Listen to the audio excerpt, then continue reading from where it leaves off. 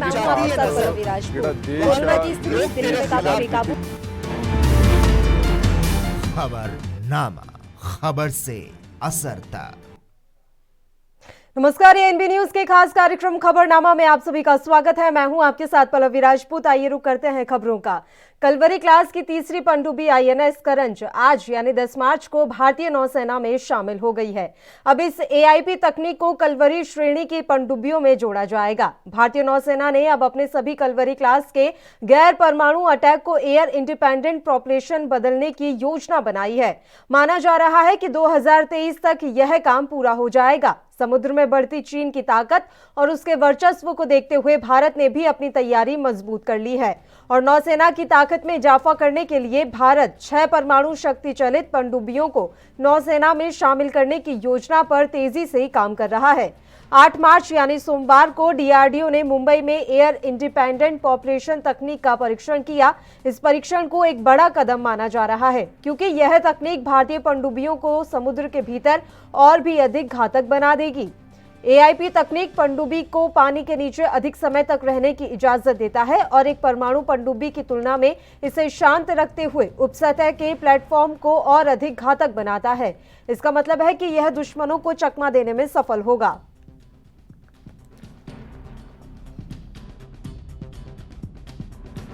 And so our goal was indigenous design and building.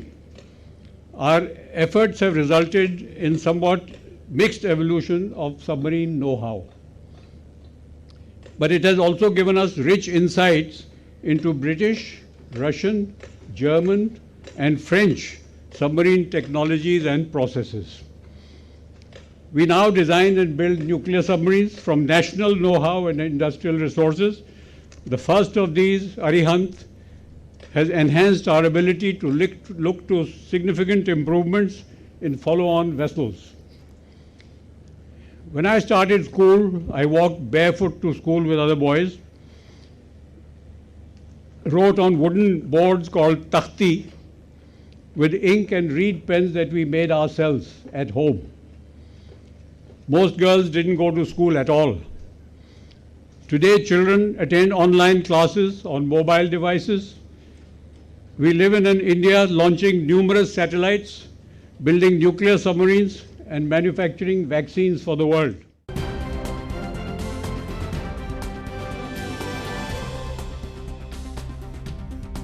का दिन बहुत ही महत्वपूर्ण है। बुधवार को मुंबई में स्कॉर्पियन श्रेणी की पनडुब्बी आईएनएस करंज भारतीय नौसेना में शामिल हो गई है। नौसेना स्टाफ के प्रमुख एडमिरल करमबीर सिंह और एडमिरल वीएस शेखावत की उपस्थिति में आईएनएस करंज को नौसेना के बेड़े में शामिल किया गया है।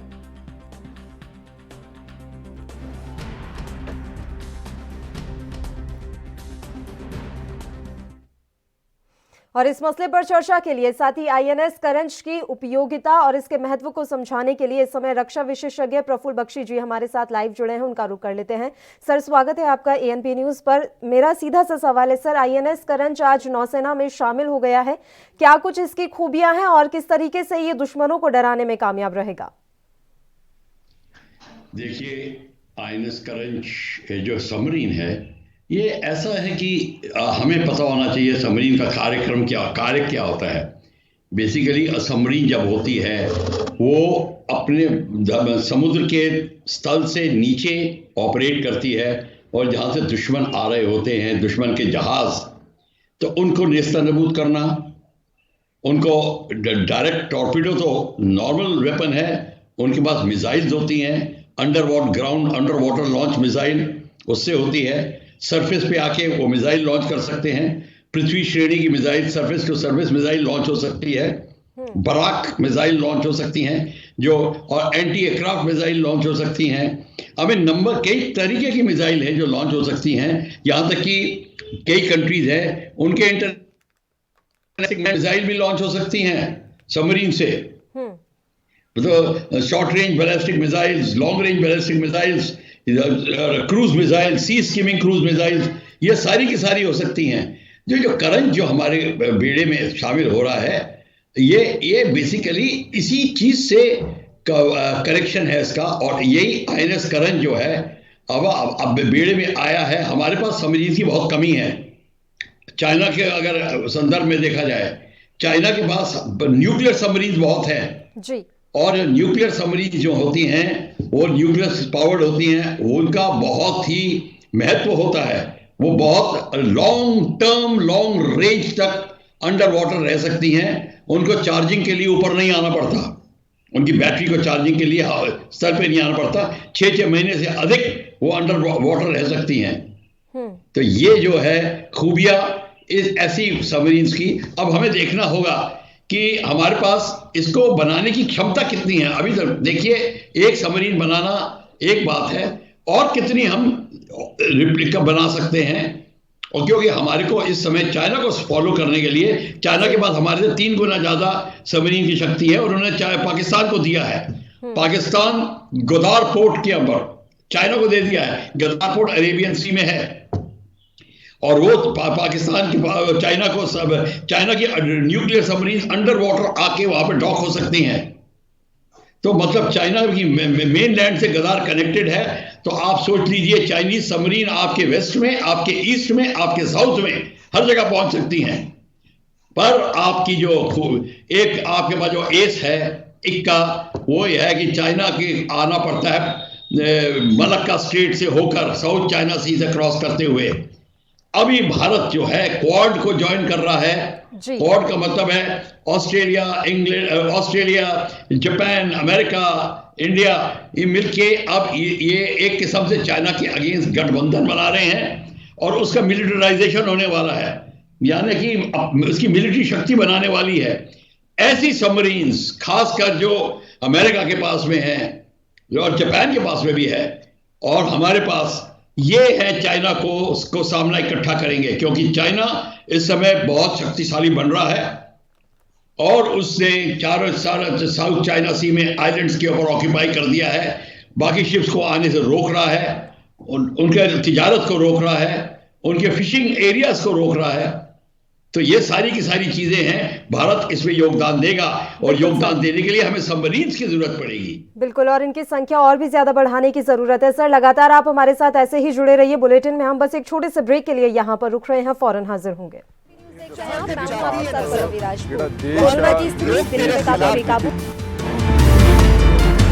खबरनामा, खबर से असर तक। राष्ट्र धर्म, रात 8 बजे सिर्फ ANB न्यूज पर।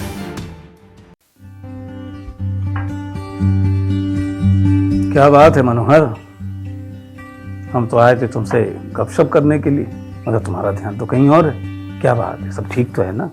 भैया अपना क्या है, बस छोटू की नौकरी लग जाए, समझो गंगा नहा गई। आज उसकी नौकरी का रिजल्ट आने वाला है, बस उसी का इंतजार कर रहे थे। पढ़ाई में बहुत अच्छा है लड़का। बच्चों की फिक्र तो रहती ही है। अब तो कई साल हो गए, जब मेरे बड़े वाले बेटों को नौकरी मिली थी तो ऊपर से दान दक्षिणा का भी इंतजाम करना पड़ा था, तब जाकर बड़े को नौकरी मिली थी। मनोहर, बिना जोर जुगाड़ के कुछ नहीं होने वाला। बाबूजी, मेरी नौकरी लगी। नमस्ते अंकल। खुशो बेटा। माँ, देखा जगदीश भैया, अब दान दक्षिणा से नहीं, योग्यता के आधार पर काम हो रहा है। वैसे बात और थी, लेकिन अब यूपी की बात ही अलग है। जी हाँ, अब यूपी की बात ही अलग है। माननीय प्रधानमंत्री श्री नरेंद्र मोदी के मार्गदर्शन और मुख्यमंत्री योगी आदित्यनाथ के कुशल नेतृत्व में पिछले 4 साल में पारदर्शी और निष्पक्ष प्रक्रिया के माध्यम से 4 लाख युवाओं की सरकारी नौकरियों में भर्ती हुई है। कम दमदार योगी सरकार। कम ब्रेक और ज्यादा खबरों के साथ देखिए ANB news in channel number पर।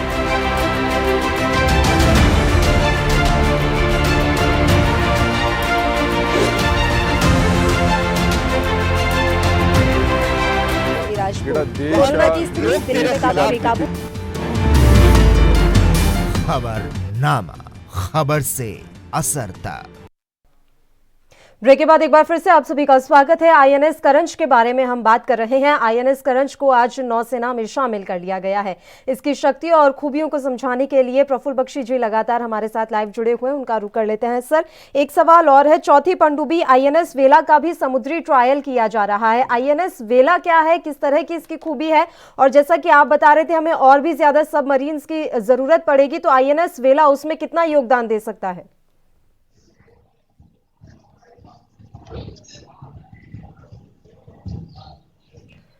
सर, मेरी आवाज पहुंच रही है आप तक? बख्शी साहब तक हमारी आवाज नहीं पहुंच पा रही है, तो आपको बता दें कि आईएनएस करंज आज भारतीय नौसेना के बेड़े में शामिल हो गया है। और आईएनएस करंज के नाम के पीछे की कहानी भी काफी दिलचस्प है। उसके हर एक अक्षर का अलग मतलब यहाँ पर है। आपको बता दें कि ए से किलर साइलेंट, ए से आत्मनिर्भर भारत, आर से रेडी, ए से एग्रेसिव, एन से निम्बल और जे से जोश। इससे पहले इसी श्रेणी की 2 पनडुब्बी आईएनएस कलवरी और आईएनएस खंडेरी को नौसेना के बेड़े में शामिल किया जा चुका है, और आज आईएनएस करंज को भी नौसेना के बेड़े में शामिल कर लिया गया है। बताया जा रहा है कि चौथी पनडुब्बी आईएनएस वेला का भी समुद्री ट्रायल किया जा रहा है। आईएनएस करंज में सतह और पानी के अंदर से टॉरपीडो और tube launch anti ship missile दागने की क्षमता है। ऐसा दावा है कि आईएनएस करंज में सटीक निशाना लगाकर दुश्मन की हालत खराब करने की क्षमता है। बख्शी साहब एक बार फिर से हमारे साथ जुड़ गए, उनका रुख कर लेते हैं। सर, मेरी आवाज मिल रही है आपको? हाँ, आ रही है। मैं दिखाई दे रहा हूँ आपको? जी बिल्कुल सर, आप दिखाई दे रहे हैं। सर, मेरा सवाल ये था, जैसा आपने कहा कि अभी हमें और भी सबमरीन्स को शामिल करने की जरूरत है, इनकी संख्या बढ़ाने की जरूरत है। ऐसे में जानकारी ये भी है कि चौथी पनडुब्बी आईएनएस वेला का भी समुद्री ट्रायल किया जा रहा है। आईएनएस वेला को किस तरीके से आप देख रहे हैं, इसकी क्या कुछ खूबियां हैं? देखिए, ऐसा है, ये सबमरीन है, जैसे करंज की बात कर रहे हैं, इसकी पहले भी सबमरीन है बनी हुई है। ये शायद चौथी बन आ रही है, चौथी या पांचवी। और ये कलवरी क्लास की सबमरीन है, based on the scorpion model of France. France is a French है, और ये डीजल इलेक्ट्रिक सबमरीन है। और बहुत अच्छा होता कि अगर हमारे पास न्यूक्लियर पावर्ड सबमरीन होती तो और भी अच्छा होता। फिर भी इसकी काफी रेंज है, 6,500 किलोमीटर रेंज है, और 50 दिन रह सकती है समुद्र पे। और इसमें कॉम्प्लीमेंट है 8 ऑफिसर 35 मैन का है। इसमें टॉर्पेडोज हैं, और खासकर इसमें एग्जॉस्ट मिसाइल लगी है। एग्जॉस्ट मिसाइल्स की C6 स्किमिंग जो होती है, क्रूज मिसाइल, ये बहुत जबरदस्त मिसाइल है, एंटी शिपिंग मिसाइल होती है। तो जो आप सबमरीन्स की आप बात कर रहे हैं, हमारे धीरे धीरे बना रहे हैं, दूसरे कंट्री से बना रहे हैं।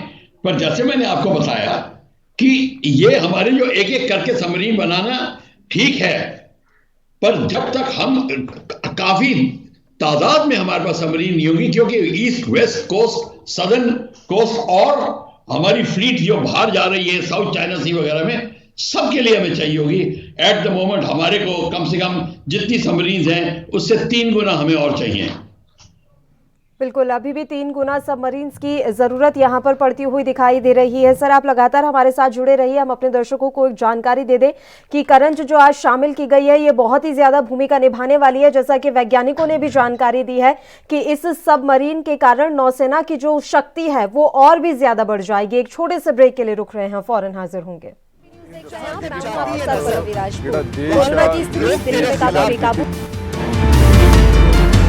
खबरनामा, खबर से असर तक।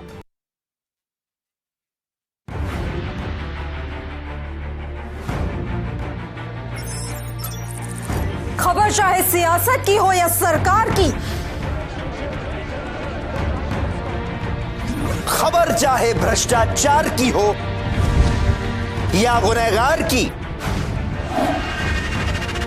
दिन भर में क्या रहा देश जगत का हाल, किस मुद्दे ने बनाई किसकी सरकार, रखते हैं हम सब पर नजर, पहुंचाते हैं हम हर खबर।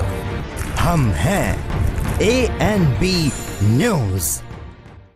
क्या आप दुबले पतले कमजोर हैं, आपकी सेहत नहीं बनती, भूख कम लगती है, वजन नहीं बढ़ता? दरअसल मेन बात खाना पीना खाना नहीं है, मेन बात है खाया पिया लगना। और अगर खाया पिया लगेगा ही नहीं तो सेहत बनेगी कैसे?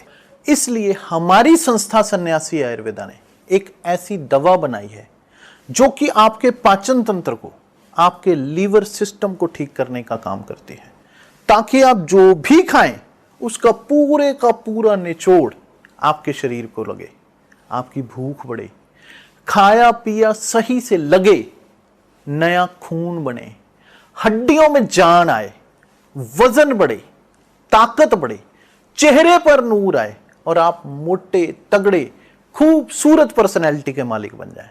यह दवा पूरी तरह से आयुर्वेदिक होती है। इसका शरीर पर कोई भी साइड इफेक्ट, कोई भी नुकसान या दुष्प्रभाव नहीं होता। लड़के लड़कियां दोनों इसका इस्तेमाल कर सकते हैं और पहले 15 दिन के अंदर ही आपको इसका असर महसूस हो जाएगा। सिर्फ 650 रुपए की पूरे 1 महीने की दवा होती है और आप इसे घर बैठे 01145454545 पर फोन करके दवा मंगवा सकते हैं।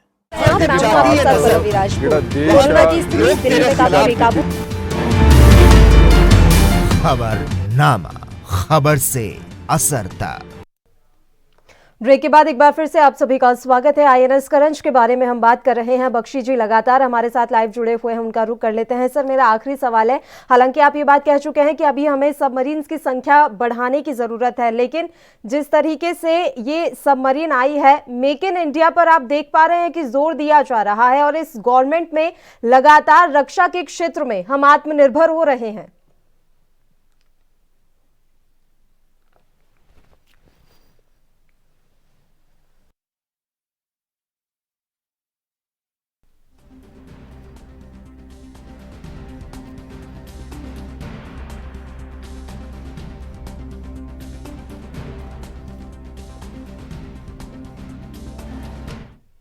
बख्शी जी तक हमारी आवाज नहीं पहुंच पा रही थी, एक बार फिर से वो हमारे साथ जुड़े, उनका रुख कर लेते हैं। सर, मेरी आवाज मिल रही है आपको?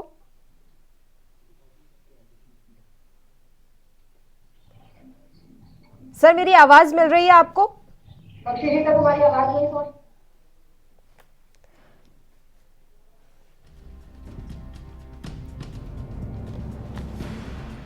तो आपको जानकारी दे दें, प्रधानमंत्री नरेंद्र मोदी के नेतृत्व में रक्षा क्षेत्र में भारत की ताकत लगातार बढ़ रही है। रक्षा क्षेत्र में प्रधानमंत्री मोदी की महत्वाकांक्षी योजना मेक इन इंडिया की एक और उपलब्धि के रूप में बुधवार को स्कॉर्पियन क्लास की पनडुब्बी आईएनएस करंज को नौसेना के बेड़े में शामिल किया गया। यह पनडुब्बी मेक इन इंडिया मिशन के तहत मझगांव डॉक लिमिटेड ने बनाई है। यह पनडुब्बी कम आवाज से दुश्मन के जहाज को चकमा देने में माहिर है। यह रडार की पकड़ में नहीं आती, समुद्र में, जमीन पर और पानी के अंदर से सतह पर हमला करने में सक्षम है। यह बड़ी आसानी से दुश्मन के घर में घुसकर उसे तबाह कर सकती है। यह किसी भी मौसम में कार्य करने में सक्षम है। इसे समुद्र में भारत का ब्रह्मास्त्र माना जा रहा है। नौसेना प्रमुख एडमिरल करमबीर सिंह के अनुसार मेक इन इंडिया और आत्मनिर्भर भारत के तहत वर्तमान में 42 शिप और सबमरीन बन रहे हैं। उनमें से 40 नेवी के शिपयार्ड में बन रहे हैं। प्रधानमंत्री मोदी की नीतियों का असर है कि भारत पहली बार वैश्विक हथियार निर्यातकों की सूची में शामिल हुआ है। हथियारों के निर्यातक के मामले में भारत ने 23वें नंबर से शुरुआत की है, लेकिन जल्द ही रैंकिंग में सुधार होने की भी यहां संभावनाएं जताई जा रही हैं। भारत के सबसे बड़े हथियार ग्राहक म्यांमार, श्रीलंका और मॉरिशस हैं। हथियार निर्यात में इस समय भारत की हिस्सेदारी महज 0.2% है, जिसके 5 साल के भीतर बढ़ाकर $5 अरब करने का लक्ष्य रखा गया है।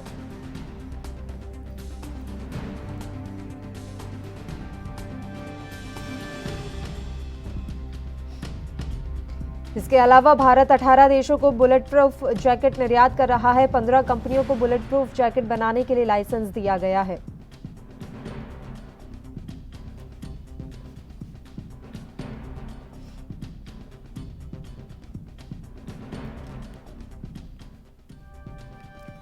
बख्शी सर एक बार फिर से हमारे साथ जुड़े हैं। सर, मेरी आवाज आप तक पहुंच रही है?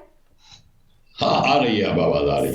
सर मेरा सवाल ये है कि जिस तरीके से ये सबमरीन बनी है हमारे देश में, तो इसे मेक इन इंडिया की एक उपलब्धि माना जाएगा। हालांकि आपने कहा है कि अभी इनकी संख्या बढ़ाने की जरूरत है, लेकिन बात मेक इन इंडिया और आत्मनिर्भर भारत की करें, वो भी रक्षा के क्षेत्र में, उसके लिए इसे उदाहरण माना जा सकता है कि हम धीरे धीरे रक्षा के क्षेत्र में आत्मनिर्भरता की ओर बढ़ रहे हैं। इसमें दो राय नहीं है कि हम आत्मनिर्भरता की ओर बहुत तीव्र गति से बढ़ने लगे हैं, पर हमारे को ये जो रेस अभी स्टार्ट हुई है, अब हुई है, ये अब हमने सिक्योर किया, इतने साल हमने अपने को निगलेक्ट किया था, इसीलिए हमारी हालत ऐसी है। पर अब जो देर आए दुरुस्त आए, अब हमने शुरू कर दिया है। सबसे बड़ी बात है हमारी टेक्नोलॉजी है इंजन में। पावर प्लांट, जो भी पावर प्लांट है, जब तक आप वो नहीं बना रहे, प्रॉब्लम खड़ी हो जाती है उसकी। चाहे एयरक्राफ्ट की हो, चाहे टैंक्स की हो, चाहे सबमरीन्स की हो, चाहे शिप्स की हो, हर जगह हमें ये सबसे बड़ी प्रॉब्लम है जब तक पावर प्लांट आपका नहीं होगा। इसीलिए हमारे को ये जो डीजल इलेक्ट्रिक सबमरीन्स हैं, अब हमें न्यूक्लियर सबमरीन्स चाहिए। बिल्कुल, जितनी ज्यादा होते हैं, कम से कम 20 से लेके 26 तक हमें न्यूक्लियर सबमरीन हमारे बेड़े में होनी चाहिए, क्योंकि हमारे को बहुत लंबे चौड़े एक एरिया को कंट्रोल करना है, ईस्ट में, वेस्ट में, साउथ चाइना सी में। इसीलिए आपने कहा हम आत्मनिर्भरता की तरफ बढ़ रहे हैं, पर अभी बहुत अच्छा होगा हमारी पूरी प्लानिंग। अब अपने indigenisation programme of power plants, engine making and nuclear technology की ओर हमें बढ़ना पड़ेगा, क्योंकि सबमरीन्स और शिप्स के लिए न्यूक्लियर टेक्नोलॉजी ही बेस्ट टेक्नोलॉजी होती है पावर प्लांट्स के लिए। ठीक है सर, आखिरी सवाल है। ऐसा कहा जा रहा है कि ये प्रधानमंत्री नरेंद्र मोदी की नीतियों का असर है कि भारत पहली बार वैश्विक हथियार निर्यातकों की सूची में शामिल हुआ है। हथियारों के निर्यातक के मामले में भारत ने 23वें नंबर से शुरुआत की है। इसे किस तरह से आप देख रहे हैं? ये बहुत बड़ी खुशखबरी है। मैं आपको ये बता दूं, अगर आपने मेरे 1995 के लेख पढ़े हो, मैंने 1995 में लिखा था कि जब तक हम अपना आर्मामेंट एक्सपोर्ट नहीं करेंगे, हम कुछ करने लायक नहीं रहेंगे, क्योंकि हमारे सबसे बड़ा खर्चा हिंदुस्तान में है आर्मामेंट के ऊपर। और आर्मामेंट, अगर हमारा बजट आर्मामेंट में चला जाएगा, हालांकि हमारा बजट का सिर्फ 1.9% ही जा रहा है डिफेंस में, पर हमारे को अगर ताकतवर बनना है तो हमको ये मनी जनरेट करना है एक्सपोर्ट से। और जो प्रधानमंत्री ने अब कदम उठाया है, भारत को सक्षम बनाया है, किस तरीके से हम एक्सपोर्ट करके अपना एक्सपोर्ट करने से ये फर्क पड़ता है, जिसको आप एक्सपोर्ट करते हैं आप वो आपके करीब आ जाता है, आप अपनी फॉरेन पॉलिसी को और ताकतवर बनाते हैं। जब आपका डिफेंस ताकतवर होगा, आपकी फॉरेन पॉलिसी ताकतवर होगी, और एक्सपोर्ट ही आपके डिफेंस को तगड़ा करता है। आपका पैसा डॉलर बाहर से आता है जी आपके लिए, इसीलिए सबसे बड़ी चीज होगी जितनी जल्दी हम एक्सपोर्ट करें, और 23वें स्थान से हमको 3रे स्थान पे आना चाहिए, तब हमारी बनेगी भूमिका वर्ल्ड के अंदर। अमेरिका, रशिया के बाद हमारा नंबर आना चाहिए, हमें चाइना को ओवरटेक करना पड़ेगा।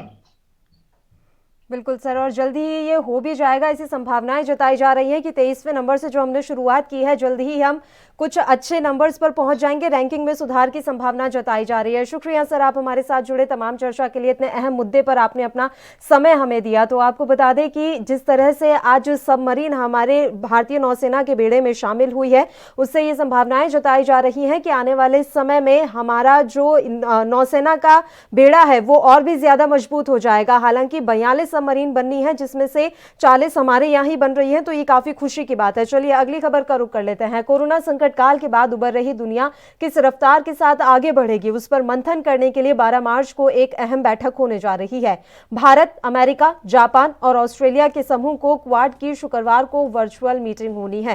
यह पहला मौका होगा जब प्रधानमंत्री नरेंद्र मोदी और अमेरिकी राष्ट्रपति जो बाइडेन एक बैठक में शामिल होंगे। क्वाड की इस बैठक में चारों देशों के प्रमुख शामिल हो रहे हैं।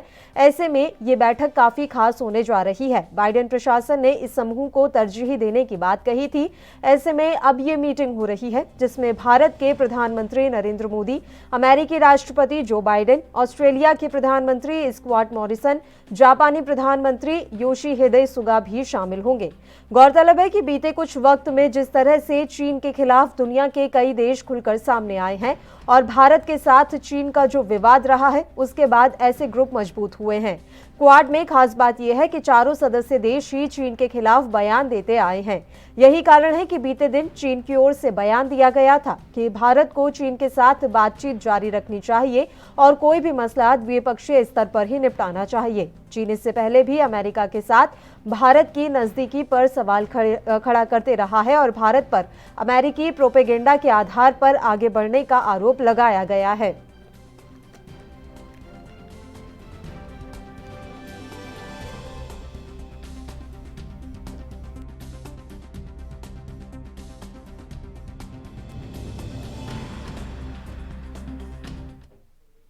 और इस मसले पर चर्चा की शुरुआत करने के लिए हमारे साथ राजनीतिक विश्लेषक सह वरिष्ठ पत्रकार आरबी उपाध्याय जी जुड़ेंगे, लेकिन उससे पहले एक छोटे से ब्रेक के लिए हम यहाँ रुक लेते हैं। ब्रेक के बाद फौरन हाजिर होंगे।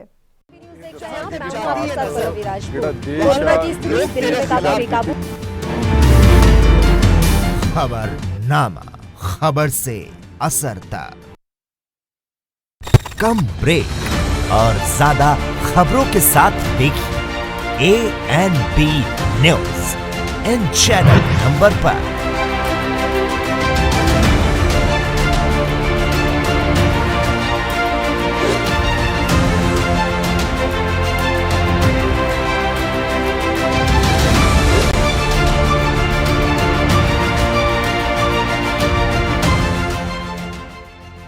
क्या आप दुबले पतले कमजोर हैं? आपकी सेहत नहीं बनती, भूख कम लगती है, वजन नहीं बढ़ता। दरअसल मेन बात खाना पीना खाना नहीं है, मेन बात है खाया पिया लगना। और अगर खाया पिया लगेगा ही नहीं तो सेहत बनेगी कैसे?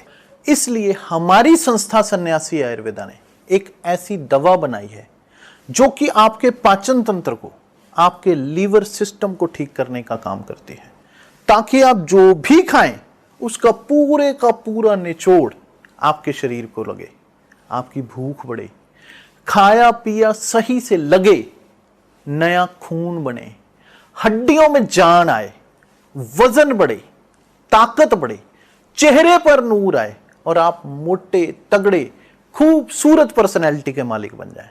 यह दवा पूरी तरह से आयुर्वेदिक होती है।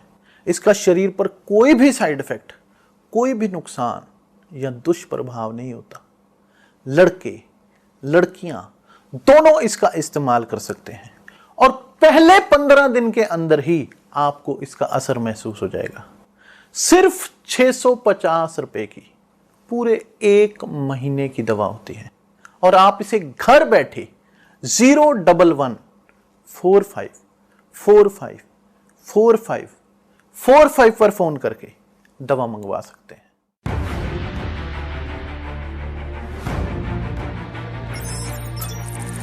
खबर चाहे सियासत की हो या सरकार की, खबर चाहे भ्रष्टाचार की हो या गुनहगार की,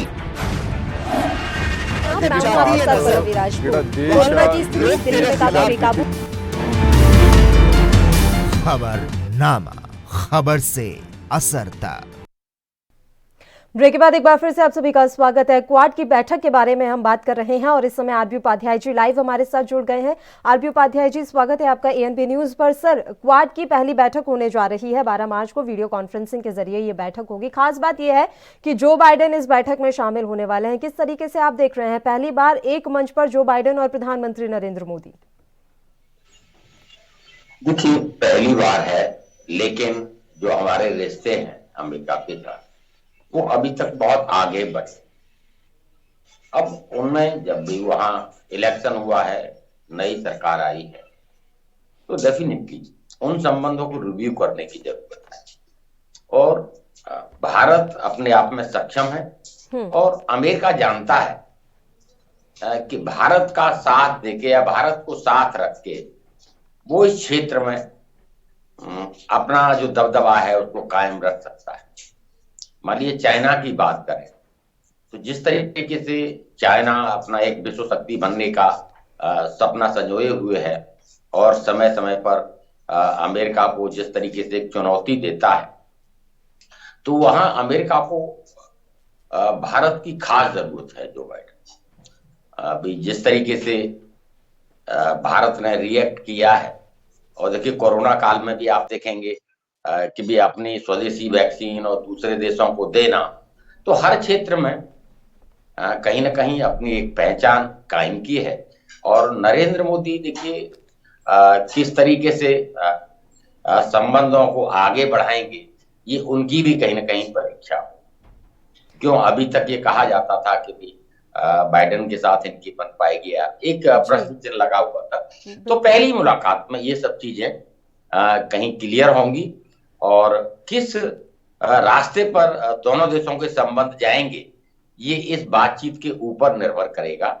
जिस तरीके से आप देखेंगे वीजा पर प्रतिबंध लगाए गए हैं, जो हमारे आईटी पेशेवर वहां अमेरिका में जाकर भी नौकरी वगैरह करते हैं, तो उनके लिए क्या सुविधाएं और क्या, देखिए आजकल बातचीत सिर्फ बातचीत नहीं रह गई है पल्लवी। देखिए आर्थिक हित हर देश का जो भी राष्ट्राध्यक्ष है वो साधता है और वो उतना ही ज्यादा कोशिश करता है कि भी अपने देश का माल यहाँ बेच दे तो वहां रोजगार पैदा होंगे। तो इस तरीके से भारत को भी कहीं ना कहीं इस क्षेत्र में कहीं पहल करने की जरूरत है या प्राथमिकता देने की जरूरत है। हमारे यहाँ जो बेरोजगारी की समस्या है, यहाँ पर पूंजी निवेश आए, नई इकाइयां लगे और उत्पादन बढ़े, जिससे हम निर्यात कर सकें, तो आर्थिक रूप से हम मजबूत होंगे। तो प्राथमिकताएं तय की जाती हैं जब दोनों राष्ट्राध्यक्ष मिलते हैं। भी बाइडेन की अपनी प्राथमिकताएं होंगी कि भी ये हमारी प्राथमिकताएं, हम इन बिंदुओं पर विचार करेंगे। तो भारत की अपनी प्राथमिकताएं होंगी। ठीक है सर, अब यहाँ पर आरबी उपाध्याय जी सवाल ये भी है कि ये चारों देश लगातार खुलकर चीन का विरोध करते हुए नजर आए हैं। ऐसे में पहली बार इन चारों देशों का एक साथ बैठना, तो क्या ये चिंता बढ़ा सकता है चीन की? देखिए डेफिनेटली चीन इस बात को समझता है जी कि भी एक जो गठबंधन बन रहा है उसके खिलाफ, और भारत उसमें मजबूती से खड़ा हुआ है। और चारों देश जब मिलेंगे, बातचीत करेंगे, तो कहीं ना कहीं कंट्रोल करने की कोशिश की जाएगी। जिस तरीके से आपने देखा अंतर्राष्ट्रीय पंचायत का फैसला समुद्र के क्षेत्र पर था, लेकिन चाइना ने नहीं माना। कोरोना काल भी, कोरोना के लिए इन्वेस्टिगेशन हुई, लेकिन उसने कोऑपरेट नहीं किया।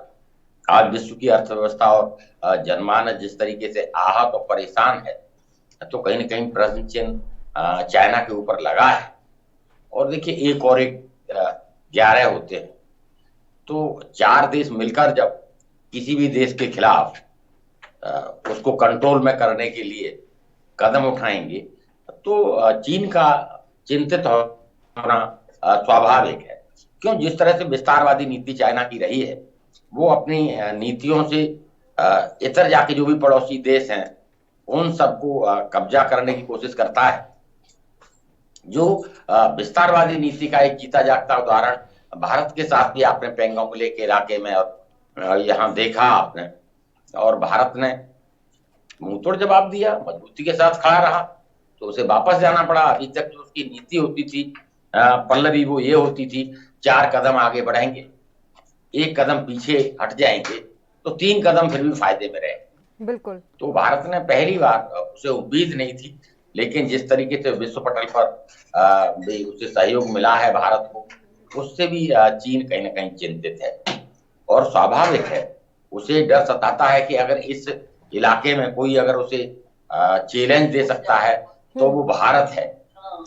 चाहे वो निर्यात के क्षेत्र में है, चाहे वो किसी भी क्षेत्र में, हर क्षेत्र में भारत उसे मजबूती से। और देखिए कोरोना काल से पहले तो ये भी था कि बहुत सारी इंडस्ट्री भारत शिफ्ट होना चाहती थी और यहाँ अपने मैन्युफैक्चरिंग लगाना चाहती थी, चाइना में बंद करना चाहती थी। तो चाइना जो एक रफ्तार के साथ बढ़ रहा है, उस पर काफी बड़ा प्रश्न चिन्ह और ब्रेक लग सकता था। तो कुछ लोगों का तो यहाँ तक कहना है कि भी जो सैन्य डिप्लॉयमेंट था, वो डिप्लॉयमेंट इसलिए की गई उसने कि भी विश्व पटल पर एक मैसेज जाए कि भारत में पूंजी निवेश ठीक नहीं है, वहां भारत और चाइना में युद्ध हो सकता है। तो बहुत सारी परिस्थितियां पैदा करने की कोशिश करता है, भारत को घेरने की कोशिश करता है, चाहे वो पाकिस्तान के थ्रू या दूसरे बंदरगाहों को लेकर समुद्री सीमा के थ्रू, अलग अलग तरीके से उसकी कोशिश रहती है कि भारत को कहीं ना कहीं घेर कर रखा जाए, जिससे वो चुनौती पेश नहीं कर पाए। अब देखिए, जब आपने कहा 4 देश के राष्ट्राध्यक्ष मिलेंगे और बारे में कोई रणनीति बनाएंगे, तो उसके इम्पैक्ट चाइना के ऊपर जरूर आएंगे। चाइना बहुत अच्छी तरह इस बात को समझता है, उसी का परिणाम है। आप देखेंगे कि पैंगोंग के इलाके से फिंगर 8 से फिंगर 4 पर आ जाना और फिर वापस जाना कहीं ना कहीं उस चिंता को दर्शाता भी है। ठीक है सर, आप जुड़े रहिए। बिल्कुल सर, आप हमारे साथ लगातार ऐसे ही जुड़े रहिए, आपसे चर्चा ऐसे ही जारी रहेगी। तो आपको बता दें कि क्वाड देशों की बैठक होने वाली है और ये बैठक कहीं ना कहीं चीन के लिए चिंता बढ़ाने वाली साबित हो सकती है। अगली खबर का रुख कर लेते हैं। महाराष्ट्र के मंत्री अशोक चव्हाण ने सोमवार को विधान परिषद को बताया कि देवेंद्र फडणवीस नीत पूर्ववर्ती बीजेपी सरकार ने मराठा समुदाय को आरक्षण देने संबंधी कानून पारित करने वक्त उसमें गलतियां की हैं। उन्होंने कहा कि कोटा मामले पर सुनवाई कर रहे उच्चतम न्यायालय को केंद्र ने सोमवार को बताया कि संविधान संशोधन 102 के अनुसार कोई राज्य किसी समुदाय को आरक्षण दे नहीं सकता और यह अधिकार पूरी तरह से केंद्र सरकार के पास है। मराठा आरक्षण पर राज्य सरकार की उपसमिति के अध्यक्ष मंत्री चव्हाण ने कहा कि राष्ट्रपति ने अगस्त 2018 में संशोधन पर हस्ताक्षर किया, जबकि फडणवीस सरकार ने उसी साल नवंबर में सामाजिक और शैक्षणिक रूप से पिछड़े वर्ग कानून बनाया। चव्हाण ने परिषद को बताया, मैं जानना चाहता हूं कि क्या राज्य ने सदन को जानबूझकर गुमराह किया। मैं यहां किसी पर दोष नहीं मल रहा, लेकिन सवाल उठता है कि संविधान संशोधन पर हस्ताक्षर होने के बाद महाराष्ट्र सरकार ने किस आधार पर मराठा समुदाय को आरक्षण देने के लिए SEBS कानून पारित किया। सदन में उनसे उच्चतम न्यायालय में कोटा मामले पर चल रही सुनवाई पर बयान देने के लिए कहा गया था। बिल्कुल लाइए, मुझे कुछ हर्ज नहीं है, मैंने कोई गलत बयान तो किया नहीं है। जो फैक्चुअल पोजीशन है वही मैंने हाउस में रखी है और मेरा उनसे यही अपील है कि जब देवेंद्र फडणवीस जो कहते हैं थोड़ा बहुत सोच समझ के कहें। उन्होंने साफ बाहर आके जो बयान दिया है, केंद्र में अलग कहते हैं, राज्य में अलग कहते हैं, सुप्रीम कोर्ट में अलग भूमिका रखते हैं और भाजपा की भूमिका यहाँ अलग है, केंद्र में अलग है। तो हमारा यही उनसे विनती रहेगी, भाई ये मामला सिर्फ अकेला भाजपा का ओनरशिप का मामला नहीं है। सभी पार्टी ने मिलकर ये बयान जब किया है, जब फैसला किया हाउस में कानून पारित किया है, उसमें कोई एक पार्टी का हिस्सा नहीं था, सभी पार्टी ने मिलकर यूनानिमसली फैसला जब लिया था। तो ये फर्ज बनता है कि इसको बनाए रखने के लिए सुप्रीम कोर्ट में भी उनकी भूमिका, केंद्र में उनकी सरकार है, वो भूमिका भी पॉजिटिव रखे तो कानून पारित करने में और सुप्रीम कोर्ट में कामयाब होने के लिए फायदा होगा उससे। 102वां संशोधन मराठा आरक्षण पर लागू नहीं होता, ये बात हाईकोर्ट ने मानी है, ऐसा वो कह रहे थे, लेकिन सुप्रीम कोर्ट को ये बात हम क्यों मनवा नहीं पा रहे? सुप्रीम कोर्ट में जो केंद्र ने बयान किया है उसी का मैंने जिक्र किया। उन्होंने कहा कि 102 जो घटना दुरुस्ती है, कॉन्स्टिट्यूशनल अमेंडमेंट है, वो होने के बाद में राज्य के अधिकार में कुछ रहता नहीं है। ये केंद्र सरकार ने सुप्रीम कोर्ट में कहा है, जो ऑन रिकॉर्ड है।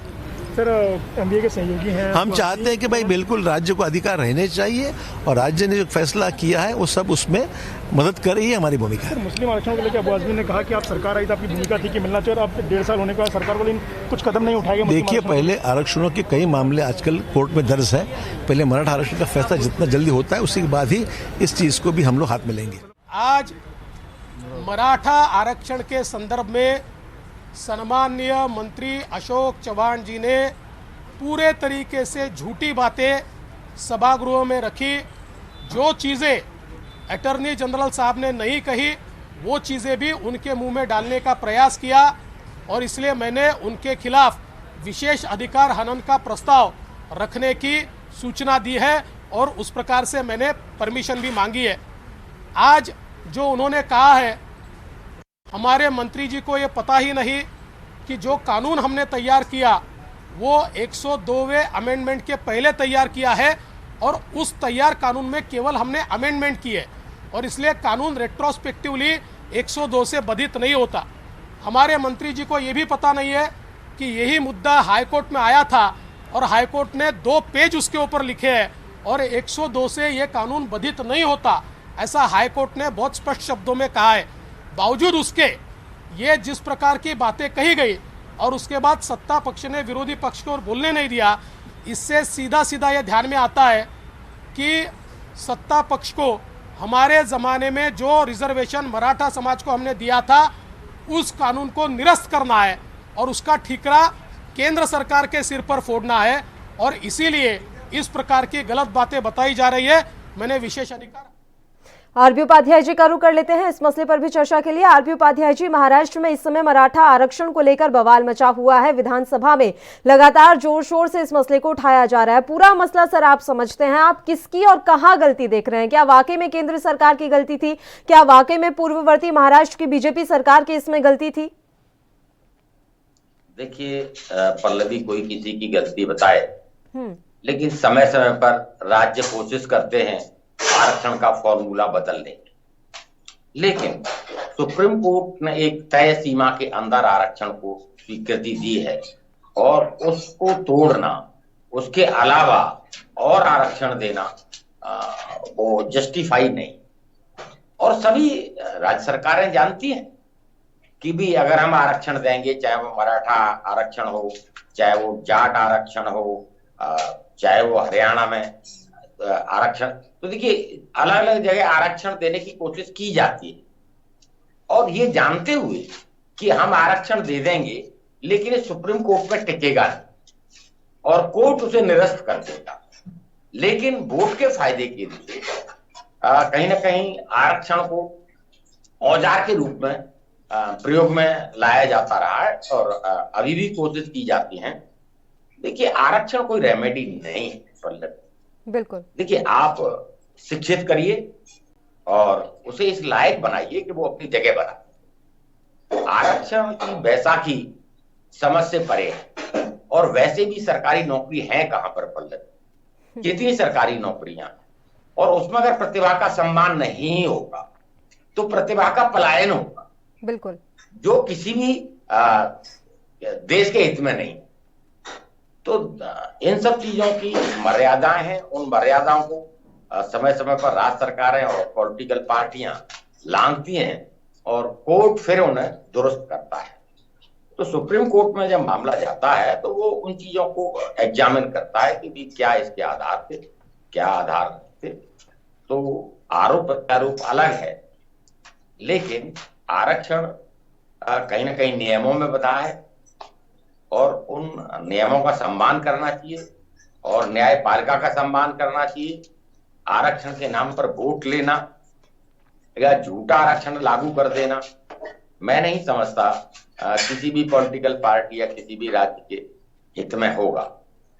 जी पल्लवी। बिल्कुल, धन्यवाद सर, आप हमारे साथ जुड़े इन दोनों ही अहम मसलों पर चर्चा के लिए। तो आपको बता दें कि मराठा आरक्षण को लेकर महाराष्ट्र की सियासत में इस समय उबाल आया हुआ है। लगातार विधानसभा में इस मसले को जोर शोर से उठाया जा रहा है और इस समय बीजेपी और एमवीए सरकार आमने सामने है। बढ़ते हैं अगली खबर की ओर। जम्मू कश्मीर के बारामूला जिले में मंगलवार को सुरक्षा बलों ने मुठभेड़ में आतंकवादी संगठन अलबद्र के कमांडर को मारकर बड़ी सफलता हासिल की। एक पुलिस अधिकारी ने बताया कि आतंकवादियों की मौजूदगी के बारे में सूचना मिलने के बाद सुरक्षा बलों ने बारामूला जिले के तुज्जर इलाके के शेरपुरा में घेराबंदी की और तलाशी अभियान शुरू किया। आतंकवादियों द्वारा सुरक्षा बलों पर गोलियां चलाने के बाद तलाशी अभियान मुठभेड़ में तब्दील हो गया। सुरक्षा बलों ने फिर जवाबी कार्रवाई की। अधिकारी ने बताया कि मुठभेड़ में आतंकवादी मारा गया और घटनास्थल से बड़ी मात्रा में हथियार और गोला बारूद बरामद किए गए। मारे गए आतंकवादी की पहचान अलबद्र के स्वयंभू प्रमुख कमांडर अब्दुल गनी ख्वाजा के रूप में हुई। सुरक्षा बलों के मुताबिक मुठभेड़ वाली जगह से बड़ी मात्रा में हथियार और गोला बारूद बरामद किए गए हैं।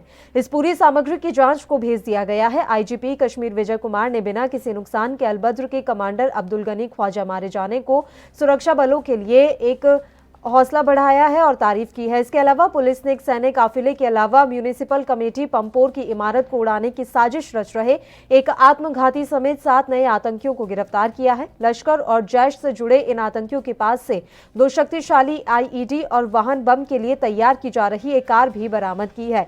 यह दावा आईजीपी कश्मीर रेंज विजय कुमार ने किया।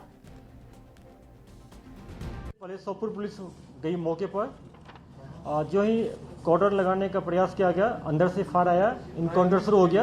बाद में आर्मी सीआरपी ज्वाइन कर लिया ऑपरेशन को और इनकाउंटर के दौरान गन्नी ख्वाजा मारे गए।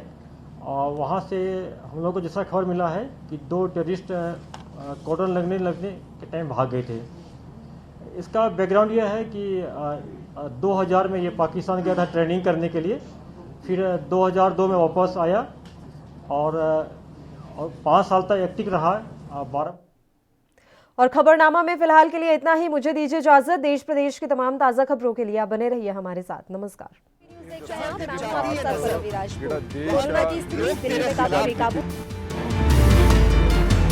खबरनामा, खबर से असर तक।